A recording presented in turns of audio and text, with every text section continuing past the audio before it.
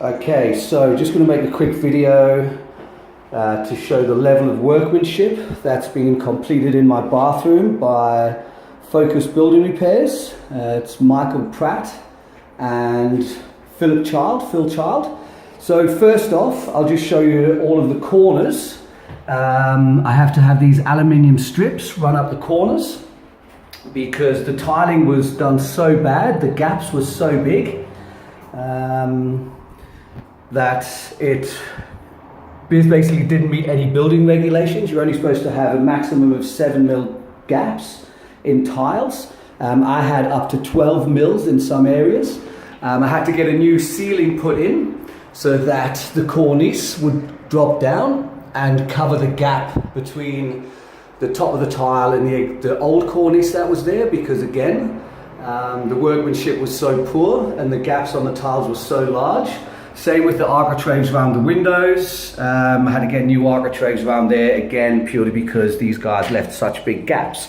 I've also had to run these aluminium strips around the entire floor because the gaps in the floor, which is so big, that water would eventually seep through them. Another thing that they've done wrong is on the shower control. So this is the hot and cold water. They've actually wired the pipes up back to front, and instead of that being cold, as it says with the sea, and that being hot, pretty much international all over, sea is cold is to the right and hot is to the left. They've actually plumbed this the wrong way round, and now I have to get cold water, I have to move it over to hot, and then obviously vice versa for cold. So I just want to show you how bad the floor is, and the level of workmanship that I received from them on this. So basically, here's the shower. Within the shower, all of the water will fall down into this drain. It's supposed to stay within this area, and this area is supposed to make it all fall into there. If there was a problem with the toilet or the sink and I burst the pipe, then any water that floods into the main bathroom area will go down this drain. And then I also have a third drain over here in the laundry. This is where the washing machine is going to go, again, if there's a problem there. And as you can see in here, I've had to have the aluminium strips put in the corners because the gaps were so big. But if any water goes onto the floor in the laundry, it'll all go down into that drain. So let's just turn the shower on. And by the way, for this, I've already got a towel handy there because I happen to know that the water doesn't go down the drain. So we'll turn on the shower. And we'll just watch for a couple of minutes just where all this water goes.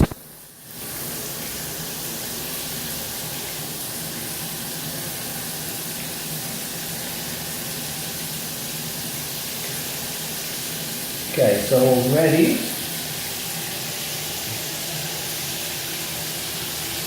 it's starting to go out of what the shower area is. Now bearing in mind, from about here to here is where the shower door is going to be, and water, when you're having a shower, is just going to creep out. All of this water should now go into that hole, but as you can see, it just basically goes straight past it. Water now has reached the top of the area over there and is starting to flow into that part of the bathroom. It's supposed to be contained within this area. So all the water now is pooling up against the wall. From over there, it's now starting to come into this area. None of it has gone in the hole yet, into the drain.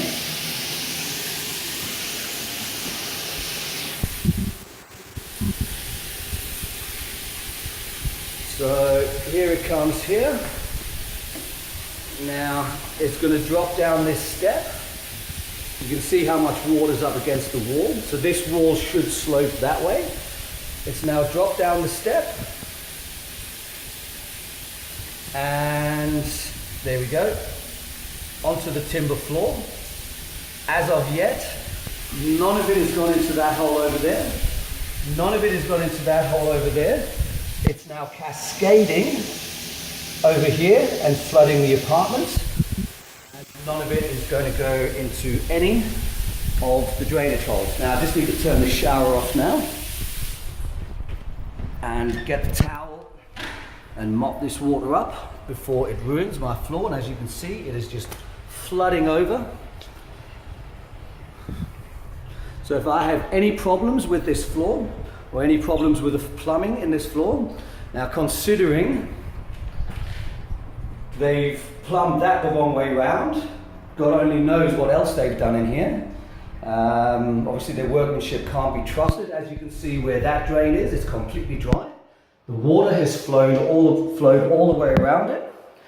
Hasn't even gone into that drain, it's just come over here. And as you can see, it is still coming into the apartment. So I just want to get rid of that. I don't want too much water coming over here because it's just going to ruin the floor. So we'll just mop that up, get that up there. And over here, I have a puddle of water up against the wall and dry tiles here. So all this area is dry, yet I have a puddle of water here. So this tiles is sloping that way when it should be sloping that way towards the drain. The whole floor has been laid incorrectly. It needs to come up and be relaid.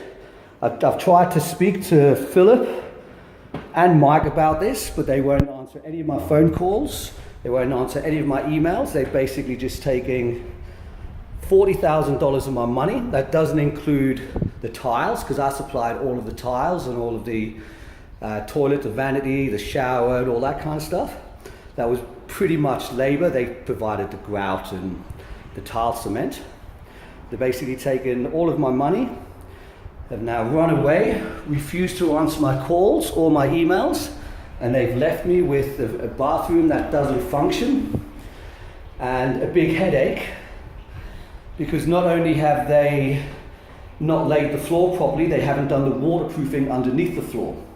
They've only waterproofed around where the shower area is, and obviously on a timber floor, the whole floor needs to be waterproofed.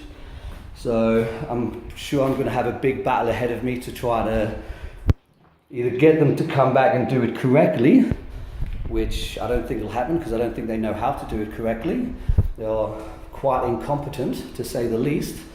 Or take them to court and hopefully sue them so I can get some money back, so I can get a competent builder to come in and repair it. I'll just have a quick look at what it's like over here now. As you can see, that floor is soaking and so much water went down. You can see how wet that towel is. The towel is basically soaked, mopping up all of the water. And that was only for a couple of minutes. If I'm out at work and a pipe bursts, then water is just going to cascade down to there, and it could cost me thousands and thousands if it ruins the hardwood floor, not to mention if it goes onto the properties below. I'll just show you the kitchen quickly while we're here. As you can see in the kitchen, again, I've had to have these aluminium things run. You can see the gap above there. They've also misworked out the tiles. The cabinet maker had this set so that the tiles would run perfectly to there. They've somehow managed to get it so that the tiles are over that area. And then again, I've had to put aluminium strips in the corners and then all the way along the bench because the gaps that they left were too big.